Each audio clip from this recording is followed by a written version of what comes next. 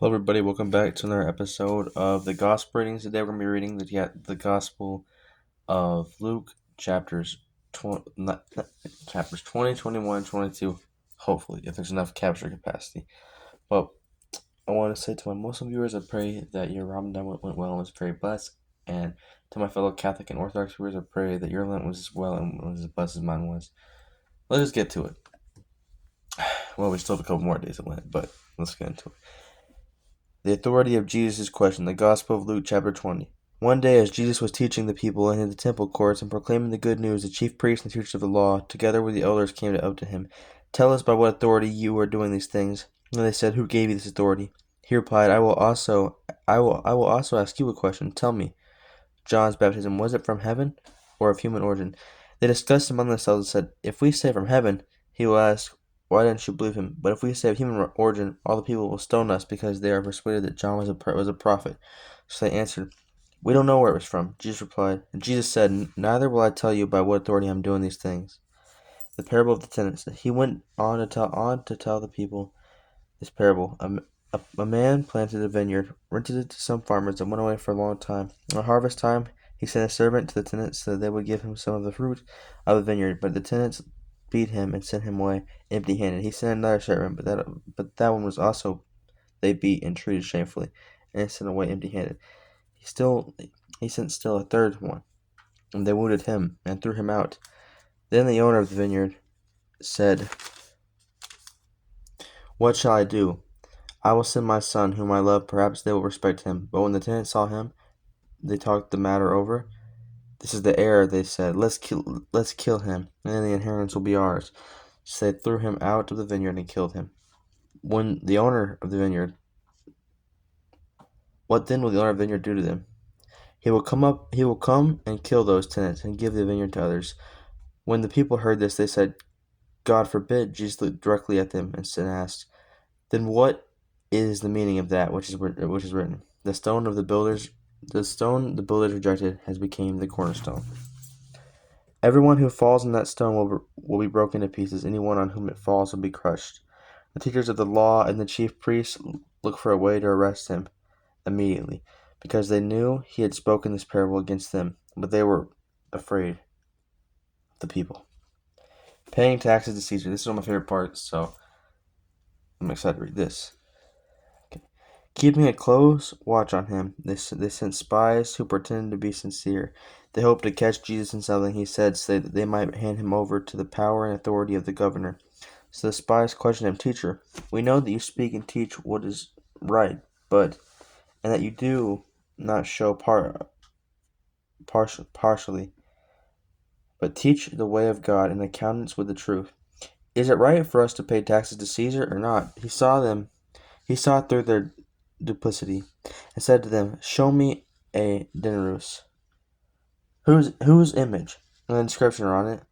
Caesar's, they replied. He said to them, Then give it back to Caesar. Then give back to Caesar what is Caesar's, and to God what is God's.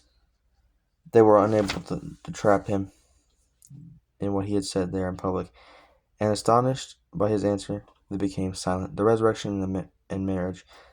Some of the Sadducees who say there is no resurrection came to Jesus. On the question, Teacher, they said, Moses wrote for us that if a man's brother dies and leaves a wife but no children, then the man must marry the widow and take up offspring for his brother. Now there were 7 brothers. The first one married a woman and died childless. The second one and the third one married her, and in the same way the 7 died, leaving no children. Finally the woman died too. Now then, in the resurrection, whose wife will she be, since 7 were married to her? Jesus replied, The people of this age marry and are given in marriage, but those who are considered worthy of taking part in the age to come and in the resurrection from the dead will neither marry nor be given in marriage, and they can no longer die, for they are all like the angels. They are God's children, since the children of the resurrection. But in no account of the burning bush even Moses showed that the dead rise. For he calls the Lord the God of Abraham, and the God of Isaac, and the God of Jacob. He is not the God of the dead, but the God of the living. For him still are alive. All are still alive. Some of the teachers of the law responded, Well said, teacher, and no one dared ask him any more. Well said, teacher, and no one dared ask him any more questions.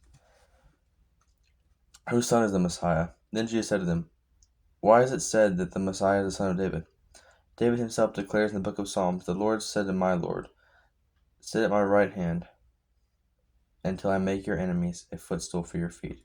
David calls him Lord. How then can he be his son?" Warning against teachers of the law. While all the people were listening, Jesus said to his disciples, "Beware of the teachers of the law. They like to walk around in flowing robes and love to be greeted with respect in the marketplaces, and have the most important seats in the synagogues and the places of honor at banquets. They devour widows' houses and for a show make lengthy prayers. These men will be punished most severely." The widow's offering. As Jesus looked up and he saw the rich putting their gifts into the temple treasury, he also saw a poor widow put in 2 very small copper coins. "Truly I tell you," he said, "this poor widow has put in more than all the others. All these people gave their gifts out of their wealth, but she out of poverty put in all she had to live on." The destruction of the temple and signs of the end times. Some of the disciples were remarking about how the temple was adorned with beautiful stones and with gifts dedicated to God, but Jesus said, "As for you, what you see here, the time will come when not one stone will be left on another. Every one of them will be thrown down." "Teacher," they said, "when will these things happen? And will be the sign that they are about to take place?" He replied, "Watch out, that you are not deceived, for many will come in my name, claiming I am he, and the time is near. Do not follow them. When you hear of wars and uprisings, do not be frightened. These things must happen first, but the end will not come right away." Then he said to them, "Nation will rise against nation, and kingdom against kingdom. There will be great earthquakes, famines, and pestilences in various places, fearful events, and great signs from heaven. But before all this, they will seize you and persecute you. They will hand you over to the synagogues and put you in prison. And you will be brought before kings and governors on all account of my name. And so you will bear testimony to me. Make up your mind not to worry beforehand how you will defend yourselves. For I will give your words and wisdom that none of your adversaries will be able to resist or contradict. You will be betrayed even by parents, brothers and sisters, relatives and friends, and they will put some of you to death. Everyone will hate you just because of me, but not a hair of your head will perish. Stand firm, and you will win life. When you see Jerusalem being surrounded by armies, you will know that its desolation is near. Then let those who are in Judea flee to the mountains. Let those in the city get out, and let those in the country not enter the city. For this is the time of punishment and fulfillment of all that has been written. How dreadful it will be in those days for pregnant women and nursing mothers. There will be great distress in the land and wrath against this people. They will fall by the sword and will be taken as prisoners to all nations. Jerusalem will be trampled on by the Gentiles until the times of the Gentiles are fulfilled. There will be signs in the sun, moon, and stars on the earth. Nations will be in anguish and perplexity at the roaring and tossing of the sea. People will faint from terror, apprehensive of what is coming on the world. For the heavenly bodies will be shaken. At the time they will see the Son of Man coming in a cloud with power and great glory. When these things begin to take place, stand up and lift your heads, because your redemption is drawing near. He told them this parable: "Look at the fig tree and all the trees. When they sprout leaves, you can see for yourselves and how the summer is near. Even so, when you see these things happening, you know that the kingdom of God is near. Truly I tell you, this generation will certainly not pass away until all these things have happened. Heaven and earth will pass away, but my words will never pass away. Be careful, or your hearts will be weighed down with carousing, drunkenness, and the anxieties of life, and that day will close on you suddenly like a trap, for it will come on all those who live on the face of the whole earth. Be always on the watch, and pray that you may be able to escape all that is about to happen, and that you may be able to stand before the Son of Man." Each day Jesus was teaching at the temple, and each evening he went out to spend the night on the hill called the Mount of Olives, and all the people came early in the morning to hear him at the temple. Chapter 22. Judas agrees to betray Jesus. Now the festival of the unleavened bread, called the Passover, was approaching, and the chief priests and the teachers of the law were looking for some way to get rid of Jesus, for they were afraid of the people. Then Satan entered Judas, called Iscariot, one of the 12, and Judas went to the chief priests and the officers of the temple guard, and discussed with them how he might betray Jesus. They were delighted and agreed to give him money. He consented, and watched for an opportunity to hand Jesus over to them when no crowd was present.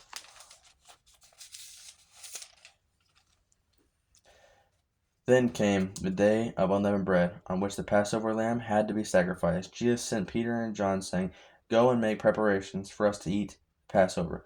"Where do you want us to prepare for it?" they asked. He replied, "As you enter the city, a man carrying a jar of water will meet you. Follow him to the house that he enters, and say to the owner of the house, 'The teacher asks, where is the guest room, where I may eat the Passover with my disciples?' He will show you a large room upstairs, all furnished. Make preparations there." They left and found things just as Jesus had told them, so they prepared the Passover. When the hour came, Jesus and his apostles reclined at the table, and he said to them, "I have eagerly desired to eat this Passover with you before I suffer, for I tell you, I will not eat it again until it finds fulfillment in the kingdom of God." After taking the cup, he gave thanks and said, "Take this and divide it among you, for I tell you, I will not drink from the fruit of the vine until the kingdom of heaven comes.